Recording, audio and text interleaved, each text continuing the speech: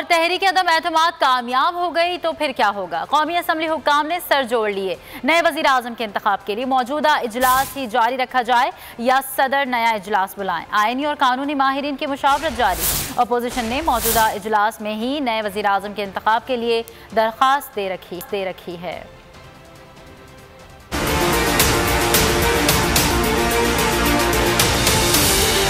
तहरीक अदम एतमाद कामयाब हो गई तो फिर क्या होगा? कौमी असम्बली हुक्काम ने सर छोड़ लिए। नए वज़ीर आज़म के इंतखाब के लिए मौजूदा इजलास ही जारी रखा जाए या सदर नया इजलास बुलाएं। आइन और कौमी असम्बली कवायद दोनों खामोश। आइनी और कानूनी माहिरीन के दरमियान मुशावरत जारी है। स्पीकर का किरदार और रूलिंग अहमियत इख्तियार कर गई। स्पीकर का इख्तियार होगा कि वो सदर को नए इजलास की दरख्वास्त करे या मौजूदा इजलास में ही नए वज़ीर आज़म का इंतखाब का शेड्यूल जारी करे। सदर आइन के आर्टिकल 94 के तहत नए वज़ीर आज़म के इंतखाब तक मौजूदा वज़ीर आज़म को काम जारी रखने का कह सकता है। अपोजिशन ने अदम एतमाद कामयाब होने की सूरत में मौजूदा इजलास में ही नए वज़ीर आज़म के इंतखाब के लिए दरख्वास्त दे रखी है।